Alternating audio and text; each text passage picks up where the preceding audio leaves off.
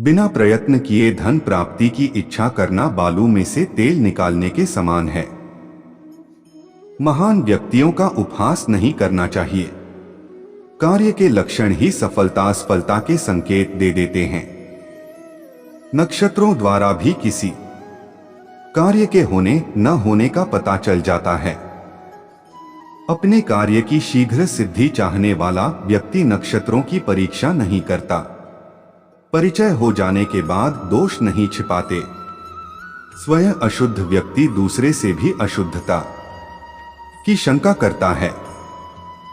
अपराध के अनुरूप ही दंड दें, कथन के अनुसार ही उत्तर दें, वैभव के अनुरूप ही आभूषण और वस्त्र धारण करें, अपने कुल अर्थात वंश के अनुसार ही व्यवहार करें, कार्य के अनुरूप प्रयत्न करें, पात्र के अनुरूप दान दें, उम्र के अनुरूप ही वेश धारण करें। सेवक को स्वामी के अनुकूल कार्य करने चाहिए। पति के वश में रहने वाली पत्नी ही व्यवहार के अनुकूल होती है।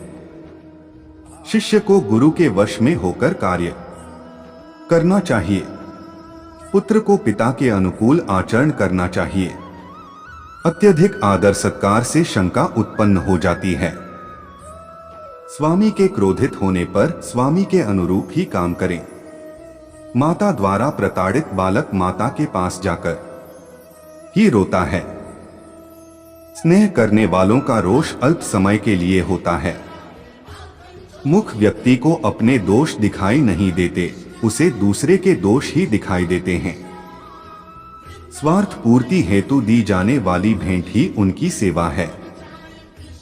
बहुत दिनों से परिचित व्यक्ति की अत्यधिक सेवा शंका उत्पन्न करती है। अति आसक्ति दोष उत्पन्न करती है।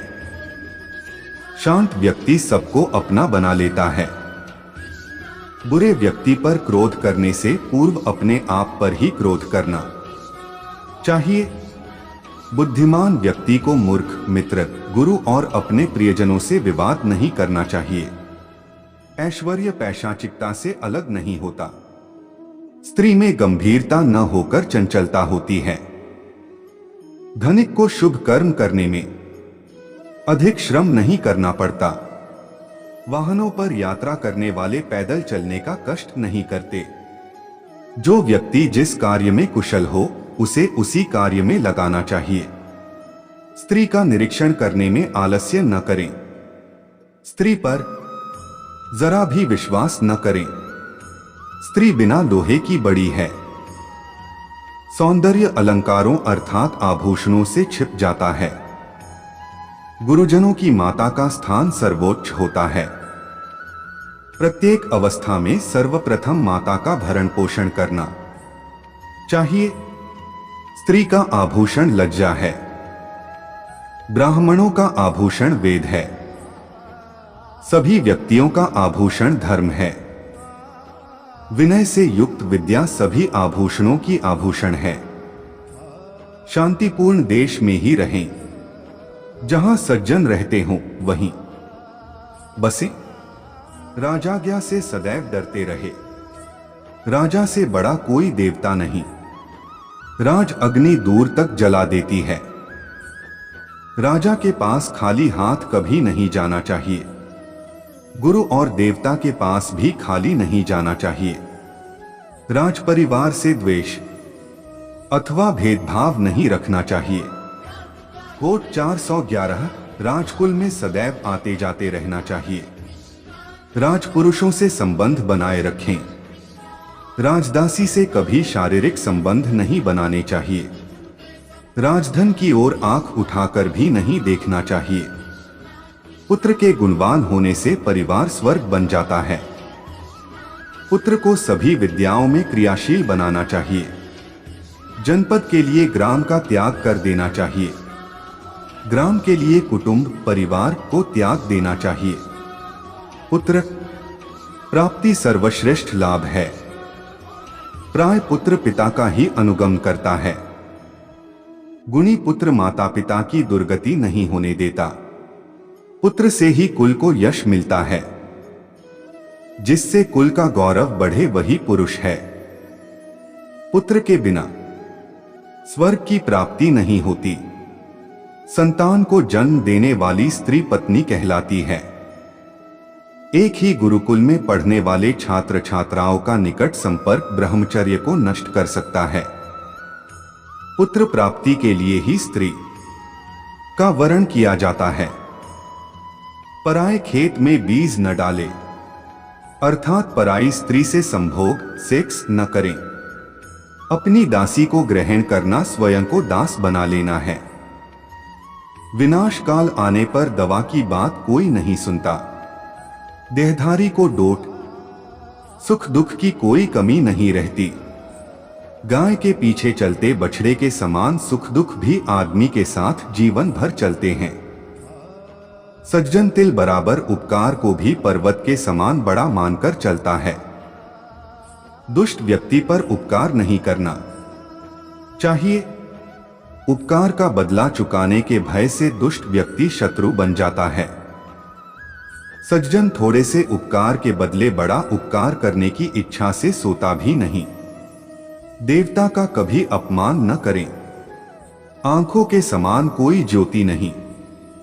आंखें ही देहधारियों की नेता है। आंखों के बिना शरीर क्या है। जल में मूत्र त्याग न करें। नग्न होकर जल में प्रवेश न करें। जैसा शरीर होता है वैसा ही ज्ञान होता है। जैसी बुद्धि होती है वैसा ही वैभव होता है। स्त्री के बंधन से मोक्ष पाना अति दुर्लभ है। सभी अशुभों का क्षेत्र स्त्री है। स्त्रियों का मन क्षणिक रूप से स्थिर होता है। तपस्वियों को सदैव पूजा करने योग्य मानना चाहिए। पराई स्त्री के पास नहीं जाना चाहिए। अन्न दान करने से भ्रूण हत्या गर्भपात के पाप से मुक्ति मिल जाती है। वेद से बाहर कोई धर्म नहीं है। धर्म का विरोध कभी न करें। सतवाणी से स्वर्ग प्राप्त होता है। सत्य से बढ़कर कोई तप नहीं। सत्य से स्वर्ग की प्राप्ति होती है। सत्य पर संसार टिका हुआ है। सत्य पर ही देवताओं का आशीर्वाद बरसता है। गुरुओं की आलोचना न करें। दुष्टता नहीं अपनानी चाहिए। झूठ से बड़ा कोई पाप नहीं। दुष्ट व्यक्ति का कोई मित्र नहीं होता। संसार में निर्धन व्यक्ति का आना उसे दुखी करता है। दानवीर ही सबसे बड़ा वीर है। गुरु देवता और ब्राह्मण में भक्ति ही भूषण है। विनय सबका आभूषण है। जो कुलीन न होकर भी विनीत है वह श्रेष्ठ कुलीनों से भी बढ़कर है। याचकों का अपमान अथवा उपेक्षा नहीं करनी चाहिए। मधुर व प्रिय वचन होने पर भी अहितकर वचन नहीं बोलने चाहिए। बहुमत का विरोध करने वाले एक व्यक्ति का अनुगम नहीं करना चाहिए। दुर्जन व्यक्ति के साथ अपने भाग्य को नहीं जोड़ना चाहिए। सदाचार से मनुष्य का यश और आयु दोनों बढ़ती है। अपने व्यवसाय में सफल नीच व्यक्ति को भी साझीदार नहीं बनाना चाहिए। पुरुष के लिए कल्याण का मार्ग अपनाना ही उसके लिए जीवन शक्ति है। कठिन कार्य करवा लेने के उपरांत भी नीच व्यक्ति कार्य करवाने वाले का अपमान ही करता है। कृतघ्न अर्थात उपकार न मानने वाले व्यक्ति को नरक ही प्राप्त होता है। उन्नति और अवंती वाणी के अधीन है। अपने धर्म के लिए ही कोई सत्पुरुष कहलाता है। स्तुति करने से देवता भी प्रसन्न हो जाते हैं। झूठे अथवा दुर्वचन लंबे समय तक स्मरण रहते हैं। जिन वचनों से राजा के प्रति द्वेष उत्पन्न होता हो ऐसे बोल नहीं बोलने चाहिए। कोयल की कुक सबको अच्छी है। प्रिय वचन बोलने वाले का कोई शत्रु नहीं होता।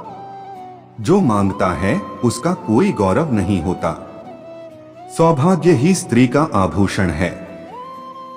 शत्रु की जीविका भी नष्ट नहीं करनी चाहिए। बहुत पुराना नीम का पेड़ होने पर भी उससे सरौता नहीं बन सकता। एरंड वृक्ष का सहारा लेकर हाथी को अप्रसन्न न करें। पुराना होने पर भी शाल के वृक्ष से हाथी को नहीं बांधा जा सकता। बहुत बड़ा कनेर का वृक्ष भी मूसली बनाने के काम नहीं आता। जुगनू कितना भी चमकीला हो, पर उससे आग का काम नहीं लिया जा सकता। समृद्धता से कोई गुणवान नहीं हो जाता। बिना प्रयत्न के जहां जल उपलब्ध हो वही कृषि करनी चाहिए। जैसा बीज होता है वैसा ही फल होता है। जैसी शिक्षा वैसी बुद्धि, जैसा कुल वैसा आचरण। शुद्ध किया हुआ नीम भी आम नहीं बन सकता। जो सुख मिला है उसे न छोड़े। मनुष्य स्वयं ही दुहकों को बुलाता है। लोक व्यवहार शास्त्रों के अनुकूल होना चाहिए। रात्रि में नहीं घूमना चाहिए। आधी रात तक जागते नहीं रहना चाहिए। बिना अधिकार के किसी के घर में प्रवेश न करें। पराये धन को छीनना अपराध है। किसी कार्यारंभ के समय को विद्वान और अनुभवी लोगों से पूछना चाहिए। अकारण किसी के घर में प्रवेश न करें। संसार में लोग जानबूझकर अपराध की ओर प्रवृत्त होते हैं। शास्त्रों के न जानने पर श्रेष्ठ पुरुषों के आचरणों के अनुसार आचरण करें। शास्त्र शिष्टाचार से बड़ा नहीं है। राजा अपने गुप्तचरों द्वारा अपने राज्य में होने वाली दूर की घटनाओं को भी जान लेता है। साधारण पुरुष परंपरा का अनुसरण करते हैं। जिसके द्वारा जीवन यापन होता है उसकी निंदा न करें। इंद्रियों को वश में करना ही तप का सार है। स्त्री के बंधन से छूटना अथवा मोक्ष पाना अत्यंत कठिन है। स्त्री का नाम सभी अशुभ क्षेत्रों से जुड़ा हुआ है। अशुभ कार्य न चाहने वाले स्त्रियों में आसक्त नहीं होते। 3 वेदों ऋग, यजु व साम को जानने वाला कि यज्ञ के फल को जानता है। स्वर्ग की प्राप्ति शाश्वत अर्थात सनातन नहीं होती। जब तक पुण्य फलों का अंश शेष रहता है तभी तक स्वर्ग का सुख भोग जा सकता है। स्वर्गपतन से बड़ा कोई दुहक नहीं है। प्राणी अपनी देह को त्याग कर इंद्र का पद भी प्राप्त करना नहीं चाहता।